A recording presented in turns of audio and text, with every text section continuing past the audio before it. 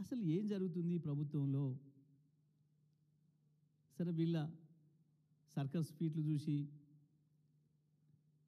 వీళ్ళ అద్భుతమైన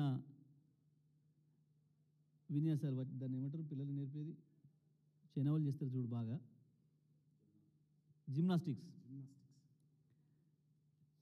వీళ్ళది జిమ్నాస్టిక్స్లో పోటీ పడుతున్నట్టు కనబడుతున్నారు అంతా.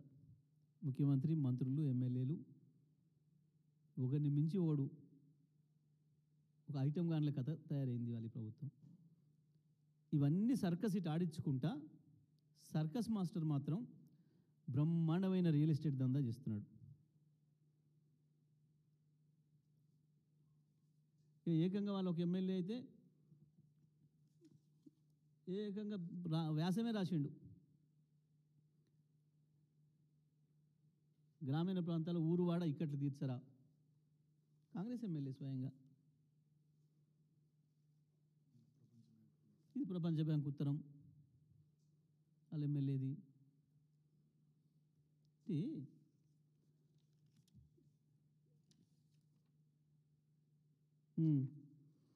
కంగ్రాచులేషన్స్ L&T, ఒకటే రోజు 12,000 కోట్ల రూపాయలు వాళ్ళ షేర్ వాల్యూ పెరిగింది.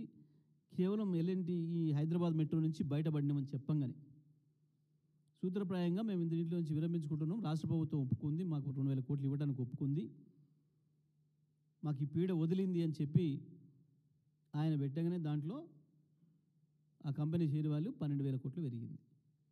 ఇది కానీ తెలంగాణ ప్రభుత్వానికి ఇంకొక 15,000 కోట్లు అప్పు జమ అయింది. తెలంగాణ ప్రజల నెత్తిన ఇంకో 15,000 కోట్లు అదనంగా పడింది. దాని ప్రతి నెల ఇంత మళ్ళీ నష్టాల్లో ఆర్టీసీ లాగా నష్టాలు నడుపుకోవాల్సిన దుస్థితి వచ్చింది. కానీ రేవంత్ రెడ్డి జేబు మాత్రం బ్రహ్మాండంగా నిండింది. ఇది పరిస్థితి.